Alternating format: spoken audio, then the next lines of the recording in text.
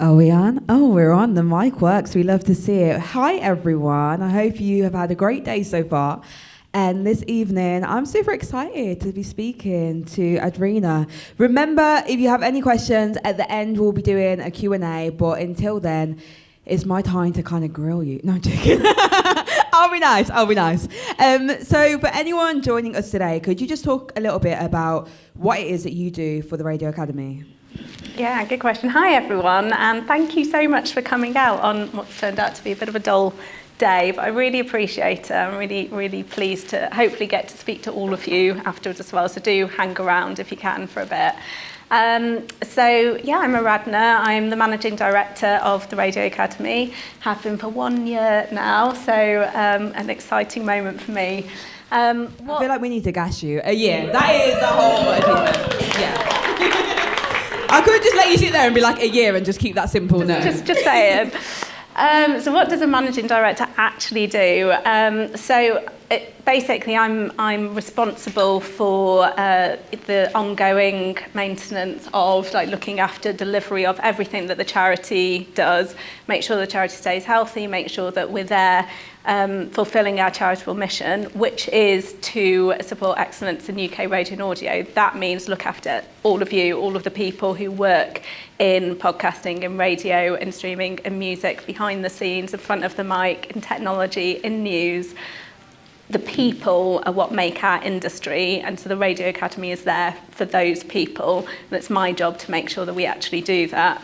So that's kind of the big picture. What does it actually mean in practice? It's everything from getting to come to events like this and be able to talk to lots of people, find out, okay, what is it that you who are here to support actually want, so that we can make sure we deliver it.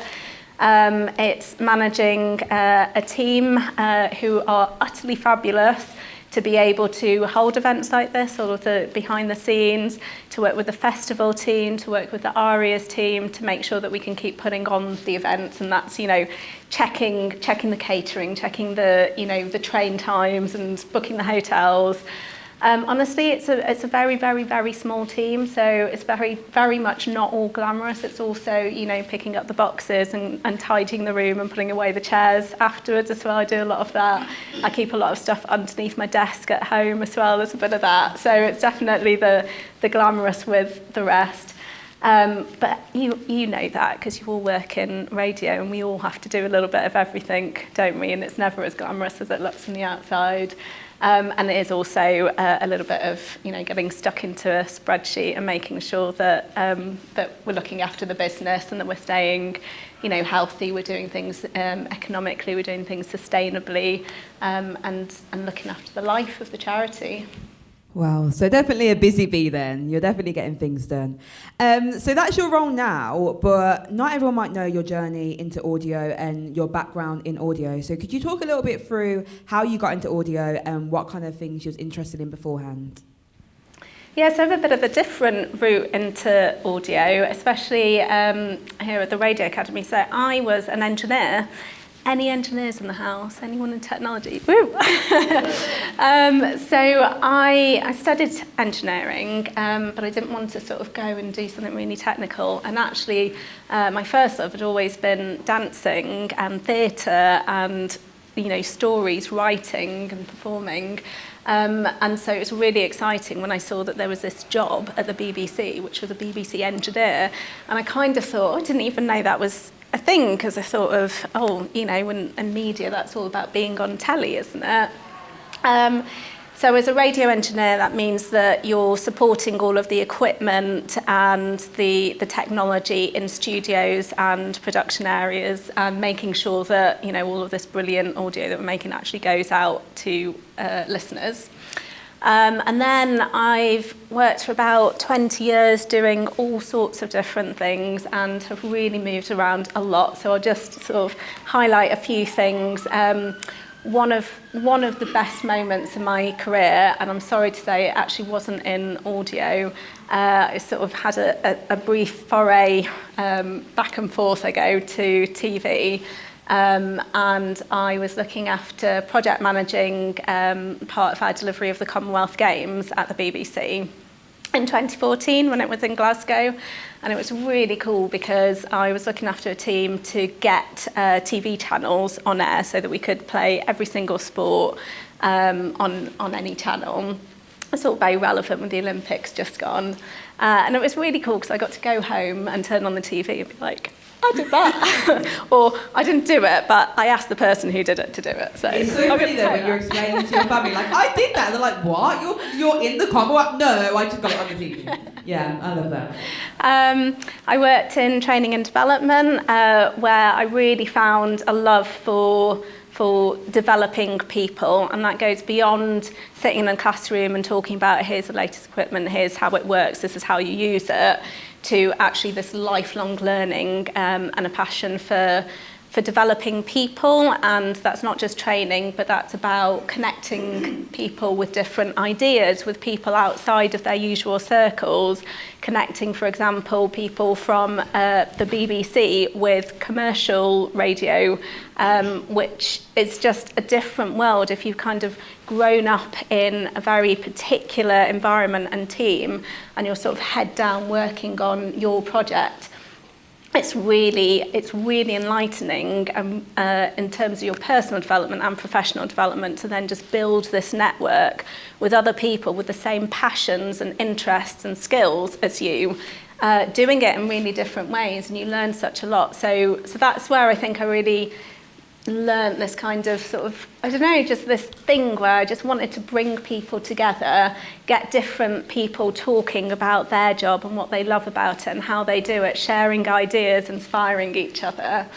And so then that's what I ended up going on to do. So I then set up my own consultancy, and I worked with people across media, so across podcasting, radio, TV and film as well, to work on industry development. So that's exactly what I was just talking about. What is it that we need to do to support people, to support ideas, to support ourselves, to therefore build a better, stronger, safer, more resilient industry, and kind of we lift the industry when we lift, you know, the people in it.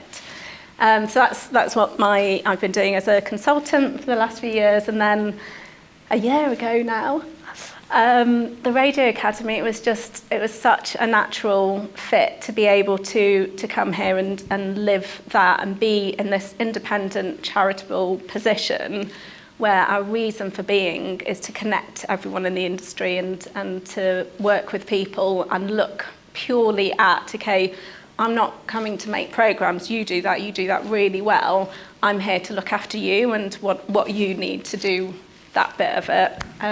And that's just been really exciting. Really love it. Wow, what a journey. And I know before we jumped into this panel, we spoke, and when you did the Meet the MD talk last year, you was only a couple of weeks in. So now you're a year in.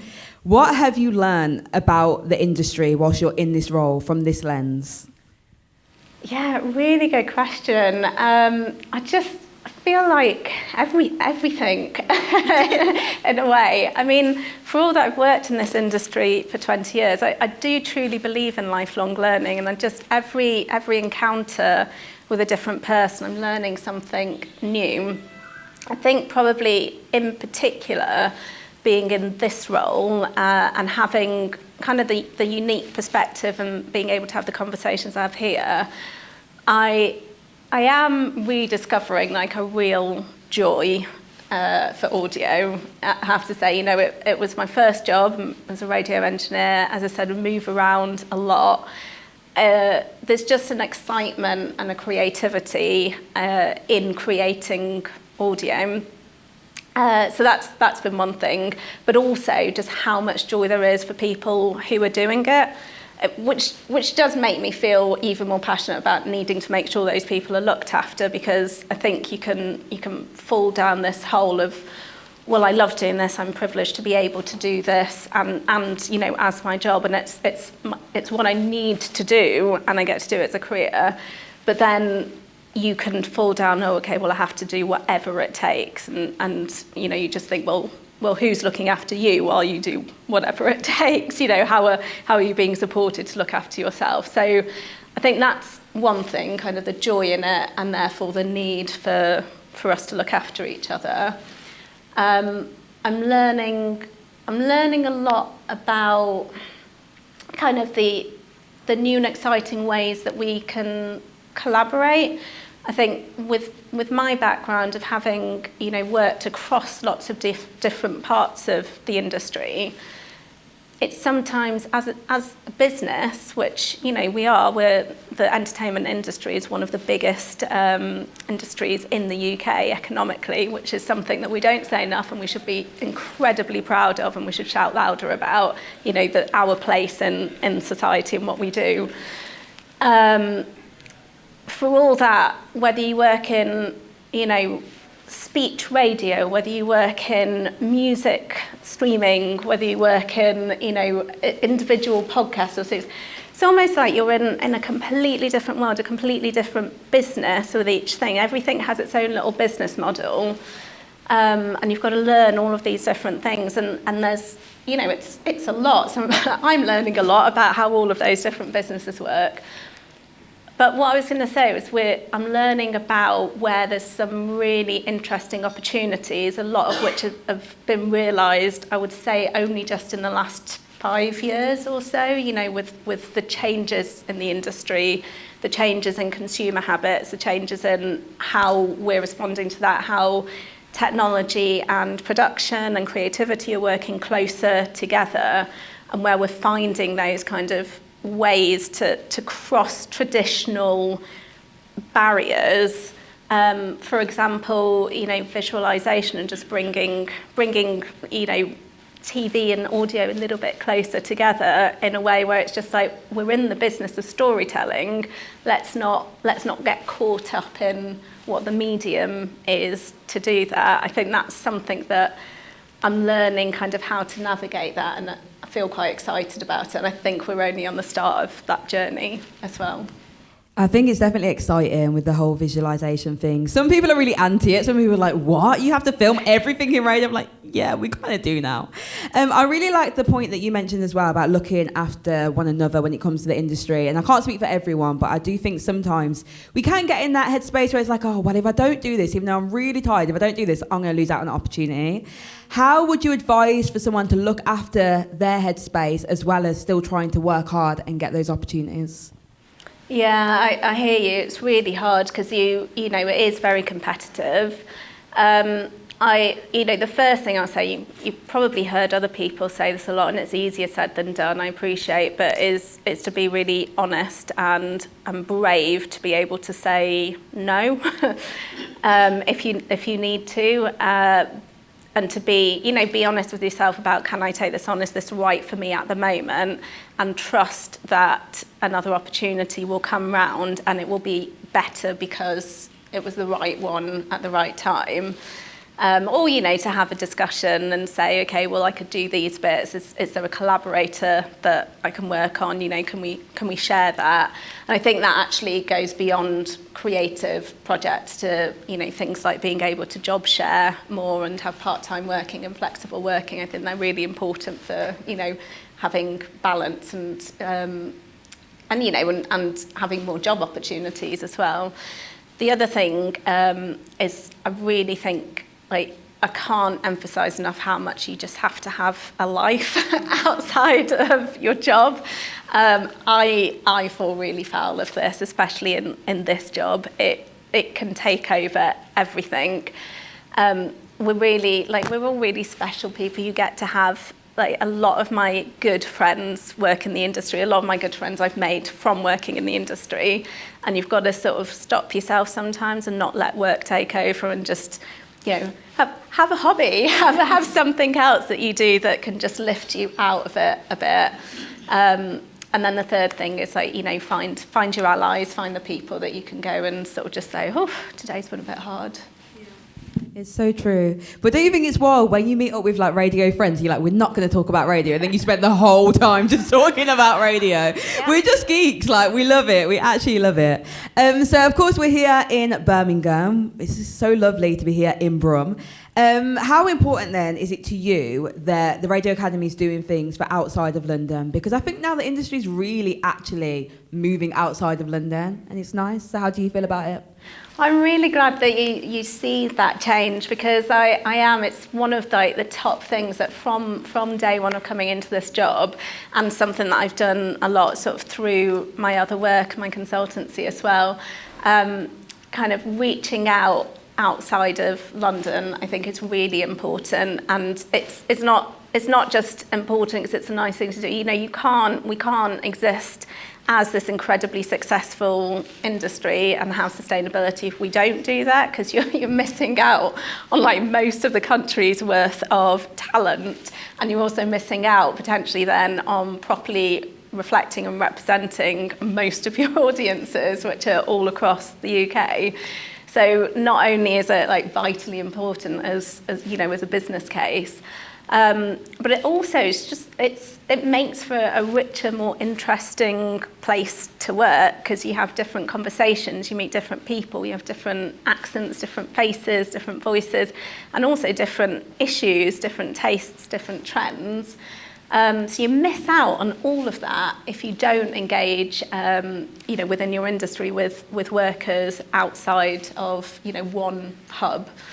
And then the other thing is just in terms of opportunities for people working in the industry. Not everyone wants to move to London. Not everyone can move to London if they want to. I mean, I grew up in Manchester. And I love, you know, I had a proper northern chip on my shoulder about that there, London.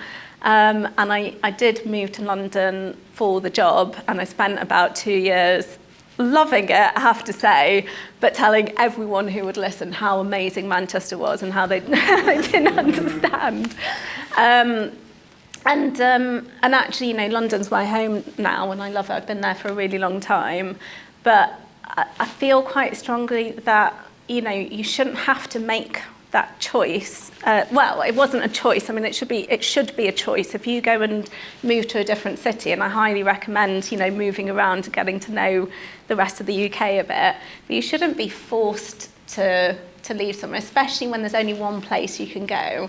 I just think that's really, really sad. And I love, you know, we were talking earlier about, you obviously did go and you lived in London for 6 years, and I think had a great time. Yeah, it was fun. I mean, being in your 20s in London, I had a whale of a time. I did have a fabulous time, I'm not going to lie, but being back in Birmingham and just being with my dog and being with my family, I think it just makes better content as well, because when it's just me in shared accommodation in London, not doing anything but radio, I have nothing to actually talk about on the radio. Now, anything that goes down in my household, just know the whole nation's knowing about it. And I couldn't do that if I was in London, so it's nice. Yeah, but I just think that's great to have opportunities, and I love what, you know, a lot of the bigger organisations are doing, and having, you know, hubs, having options for people at all stages of their career, not just entry level, not just leadership, like at every level. It is happening, and I think people are investing in it. I would like to see more of that. You get more and more production companies as well, as there is a rise in freelancing and independent production companies.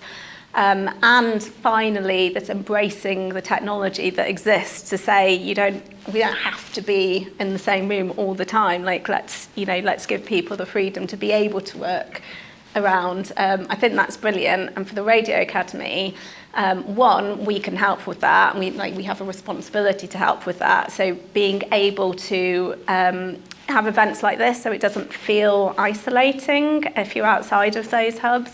You can make a local network, you can meet other people, but also to have events like this, just, you know, so that there's something there, so that we can shout to everyone else about, look, there's an amazing industry here, like, let's have more of it. Like, hey everyone, come and spend some time in Birmingham. Hey, why don't you set up your new studio here? Why not? And like, let's get that all over the country and have sort of just big audio everywhere. That'd be amazing. Oh yeah, I would love it. Because I suppose it is exciting because different companies are coming to cities. So like Manchester is so privileged. So much is in Manchester. Obviously now Birmingham is going down here as well. We love it. But I suppose, what about the smaller parts of the UK, so I wonder whether more companies will start to head out there. We'll see. So what regional events have you enjoyed delivering then as part of the Radio Academy? I think my highlight of things that have been taking place all over the UK has got to be Foot in the Door. Has anyone heard of Foot in the Door? Does that ring a bell? I think it's like mixed messages. Do you want to just explain a little bit about what it is, just so people know? So Foot in the Door is a day of training and making connections. It's something, we've been doing that in various guises for quite a few years now. We used to have something called training days. Foot in the Door in its current form is nearly a year old. And it's a brilliant day. We move to a different city with each one. It takes place at the moment 3 times a year. We've been in Leeds, in Salford, in Glasgow, hoping to have one in Birmingham soon.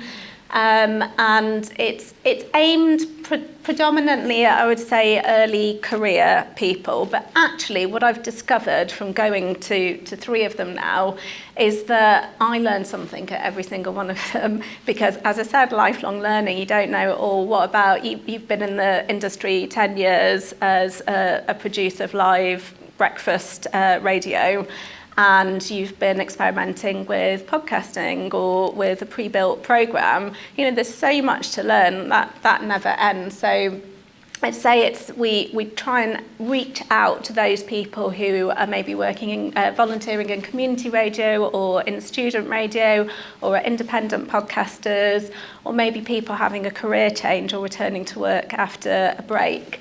And we go to the city, we partner with the local student station, we tend to be in the local university as well, rather than being, you know, in an industry building. So very much the industry coming to you. And then we have maybe 30 or 40 guest speakers who come from Bauer Media, from BBC, from News UK, from all of the production companies, a lot of presenters, producers, managers, technology people, and we have sort of training style workshops. So they're essentially panel discussions, but we get quite practical about how can I increase my brand visibility? How do I build a brand? How do I market and add sales? How do I create a successful music show? Where does the speech fall into that? How do you create your links? A little bit about, you know, the legal implications. So we sort of try and talk a bit about, you know, yes, sharing our experiences, but trying to get quite practical. So hopefully you leave the day having learned something and feeling that you can go away and start, you know, making your audio better straight away. And the second huge important part of the day is it's all about networking. It's a bit of a dirty word, isn't it? Network is a bit scary. It's scary though. It's just like the less go way of it is just saying it's talking to people. So it's meeting all of these industry guests, but it's also meeting each other. So we'll have about 120, 150 people come to these, and you think they all live within your broad local area, and they all love audio. So just think how many connections you can make there and people that you might end up collaborating with. And also you're meeting, say, you know, 40 or so of the current biggest employers. So if you're looking for a job, you know, those are the people that you want to be talking to. They're the ones who are going to take your demo tapes. And the thing I always say at the top of that day is, you know, write this down. Number 1, go and talk to them. Number 2, get their email address. It's literally what they're there for. You can ask them, can I have your email address?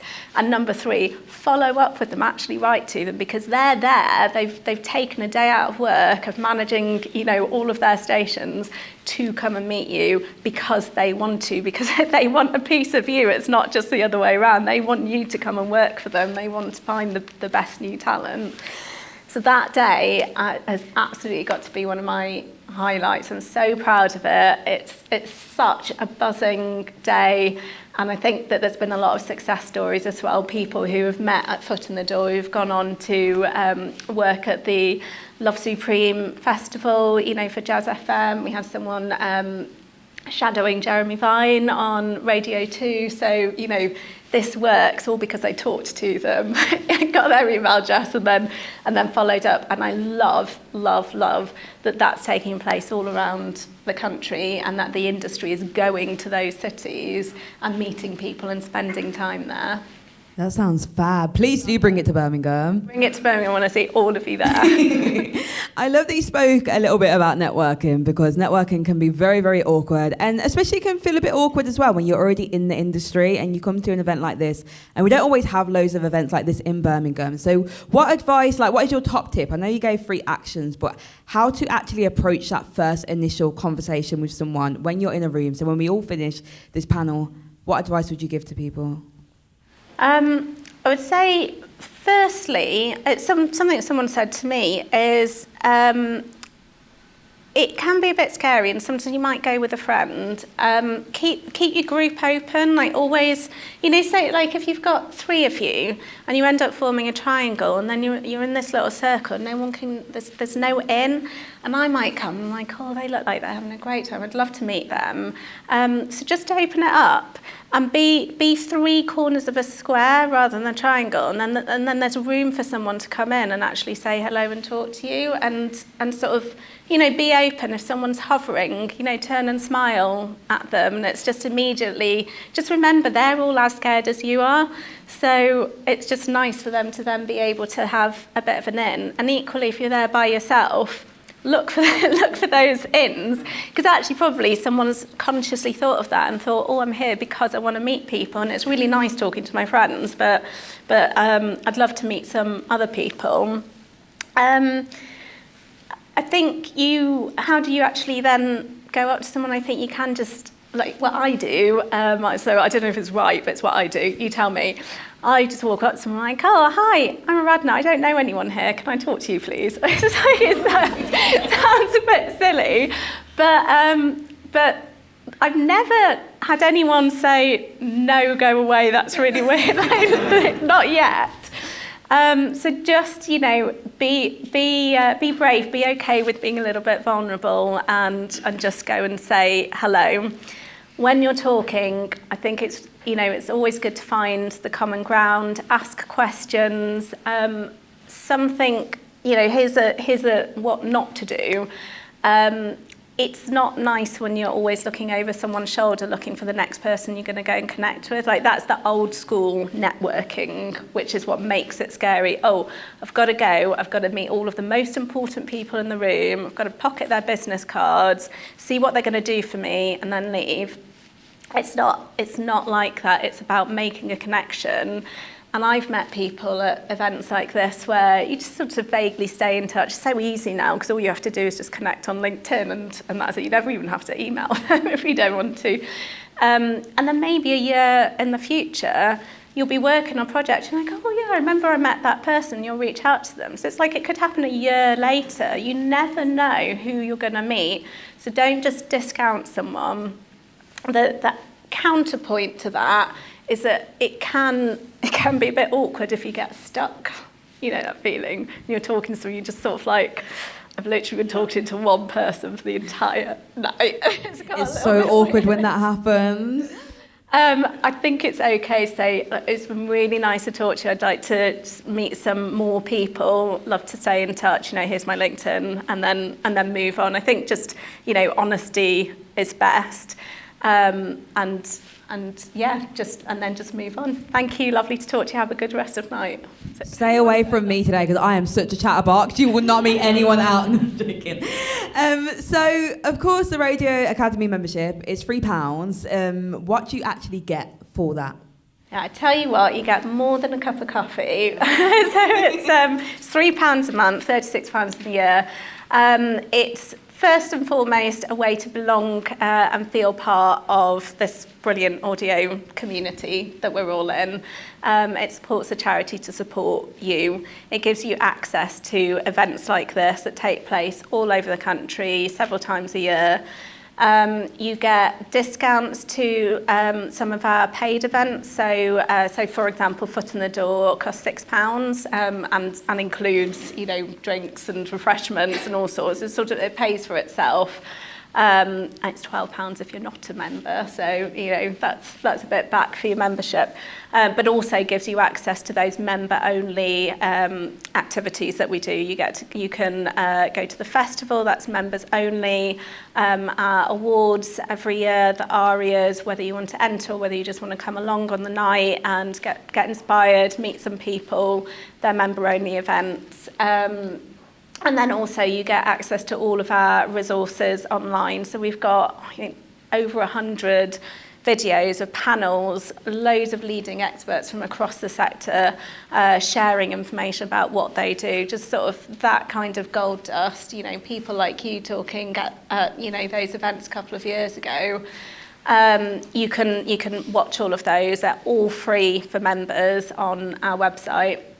We also, you may not know, we do a lot of different development activities. So we have RAMP, which is our Radio Academy mentoring programme.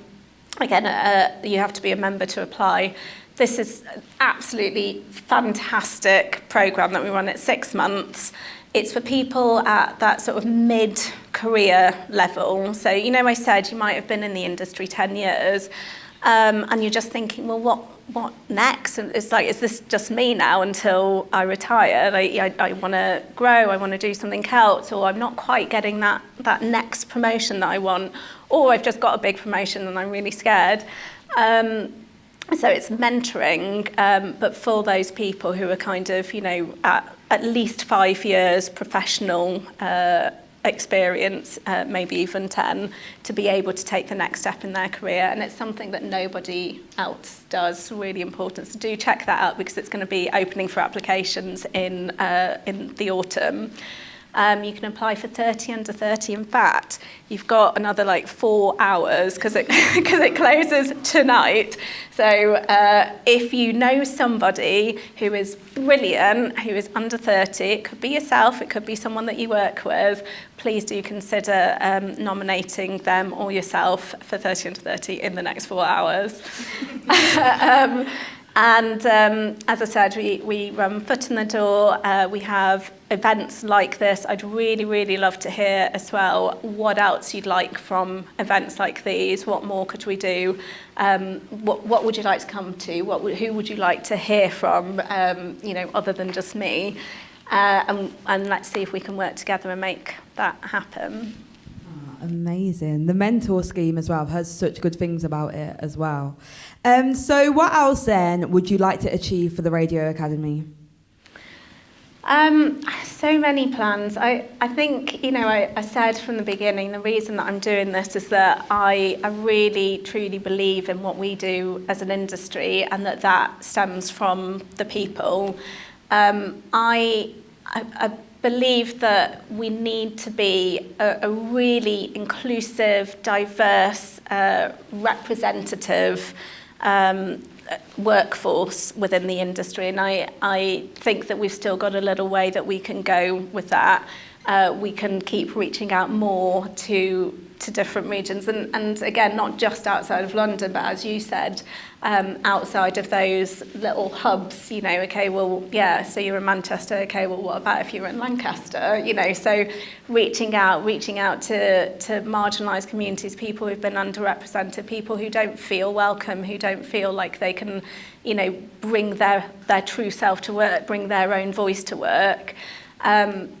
I want to do more to make sure that we advance equity for everybody in the industry, and just be a truly representative, reflective of the society we live in, and I keep saying safe, looking after our well-being and making sure that individuals are safe, but that we have a culture of safety and belonging within all of the different organisations, and that's something I believe strongly that the Radio Academy has an important responsibility to play with, working with our members, with our patron members, with our partner organisations as well, to champion and move forward. So that's what we'll be doing. Oh, Aradhna, thank you so much. You honestly do such great work. Can everyone please give a round of applause for the lovely Aradhna? Superstar. So we do have time for a Q&A. So if you have a question, just pop your hand up. I think someone will be running around with a mic. If you could say your name and what it is you get up to as well, just because it would be nice to know the background of where people are from. Do we have another mic? Okay, we can make this work. Okay, has anyone got a question? Please don't make it awkward by no one having one. Okay, there we are. In terms of radio, what's your passion or what do you do? Are you a DAB? Are you a podcast listener? What's your personal preference in terms of radio? That's a divisive question. Yeah. No, I actually honestly listen across everything. So I'm old school radio. I get up and I turn the radio on. It tends to be tuned to Six Music on DAB. But I also really love listening to podcasts. So any particular one? A few. So I always tune into the Radio Academy podcast. It's fantastic. That's cheating, isn't it?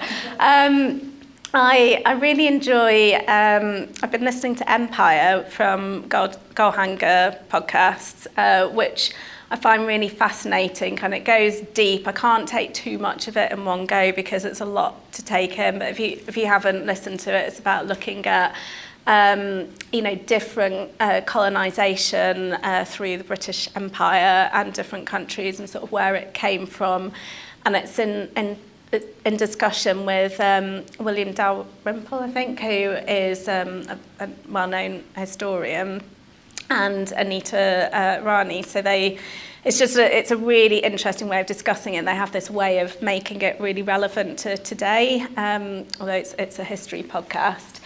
I'm obsessed with food, so it's quite a few a sort of tasting plate and things like that I enjoy listening to. And I said this before, so no, I'm not even going to mention that. I was going to say it's one that my husband listens to, and so I've become an accidental listener. It's called Dithering. I did mention it. It's like a twice or three times weekly podcast. He's a subscriber. I listen for free through him, of just sort of what's new in the world of big tech. It's surprisingly compelling when you get into it. And I also, so I'll stop in a minute, but I also love Desert Island Discs. So I will never stop sort of just tuning into that for a little bit of it just makes me happy. And then also in the car, I actually prefer to listen to a sort of switch between Magic and a bit of Capital Extra every now and then. And then my husband likes radio. So I'm literally an all-rounder. Radio, DAB and podcasts and audiobooks. I'm listening to Frankenstein at the moment. Thank you very much. Oh, by the way, I'm Casey, by the way. I produce BBC Introducing on One Extra, by the way. Just for me. Hi, first of all, thank you so much for putting this on today. It's great to see this happening in Birmingham, representing. My name is Jamil. I'm a presenter and producer currently at the BBC. I work across radio, TV and digital. And yeah, like I said, my journey started off in TV similar to you. My question is, sometimes I feel like when I'm in TV and I'm applying for my next job in radio, I sometimes feel pigeonholed because they think your most recent experience is in TV, so how are you going to do radio or vice versa? What is your opinion on that and navigating that? And because I like having that kind of multi-platform career, but do you think it's important to have a specialism or niche? I think I've come across that as well because I've worked across all. I think there's a couple of different things. One is I do think it's changing, possibly a bit slower than it should, but as we're getting into this world of, TV is on the radio and every TV programme has a podcast and radio is visualised, there's so much crossover. So I think that part of it is in your application process, to be honest, of really selling what it is that you can do, looking at the job, what is it that you need, and what does my unique background with experience in TV, bring to your audio brand that nobody else could do. Like, that's, I think, the way that I would approach selling it. And I think about whether or not it's good to have a niche. I think people, I don't know the answer to this, I'll be honest. I'd be interested to know if anyone does have the answer, or, you know, just what you think, because I sort of have always been a jack of all trades, and I've loved that.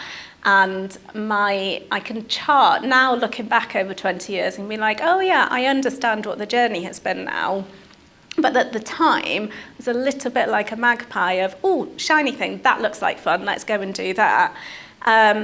And I think that's my superpower now, because I've got this huge range of experience that nobody else has, and that's the unique thing that I bring. But at the time, I did worry, and I think, oh, should I have specialised in one thing? I think what you need is probably good knowledge in something that you do. So I wouldn't necessarily advocate just kind of having a little bit of understanding of lots of things and then just trying to wing it. But that doesn't mean that I think you have to neglect other things because you have to only focus, I can only ever be, you know, an editor, so that's got to be what I do. I think you can edit and you can present and you can produce and you can go and do a bit of TV work, but you need to know your craft, because ultimately if someone's hiring an editor, they need to know that you get it and you can do the job for them. Amazing. Thank you. Yeah, thank you. I'm Grace. I do present on BBC Local Radio. Question's a bit twofold, really. First of all, how important do you think personal branding is to this? And anticipating the answer is very. What's the best way to get established in that and to go about it? Yeah, hi. So what did you say that you do? You present? Yeah, freelance presenter with BBC Local, so WM, so yeah. Yeah, thank you. The reason I ask is it's... brand is, yeah, it is really important, all the more so now. And there's kind of two elements to it, aren't there? You know, there's a brand of a particular show or a particular podcast or a particular platform. But I do think there is something about your own personal brand now as well. That doesn't have to mean, however, that you know, you are suddenly going to have to mimic being an Instagram influencer and have, you know, get amazing at using, you know, all of the different, sorry, you can see that I'm not an Instagram influencer because I don't even know the right words, but, you know, all of the things that they do to make shiny pictures. So you don't have to do that. Like, your individual brand is you. What is you? It's your knowledge and it's your skills and it's your voice. So I do think that that's what becomes your brand. And if you want to put that brand on through social media, that's fine. If you want to do it through, you know, writing blogs on LinkedIn, or, you know, through just sharing knowledge, or also there's a brand around being the person who knows other people, who does sharing interesting content. You know, I think, yes, it's important, but don't get trapped into, oh, it has to be my face here, or a particular image of me. It can be about your skills and what you bring to something. It's about getting your name known. And just to follow on from that, as a freelancer, because I've done the hustle for a long time, a lot of it is about who you know as well. So for me, I've never been very good at, you know, I've always felt like, oh, you know, my website's a bit rubbish, and, you know, is that logo any good? I don't know. But I've worked hard at maintaining relationships, staying in touch with people, writing to people, recommending other people for different jobs. That's nothing to do with me, and I've become known for being someone who is good at connecting people, good at seeing opportunities, and so I sort of built my brand in an accidental way, and now I do it knowing that, you know, if I want to connect people, I need to stay in touch with people. So.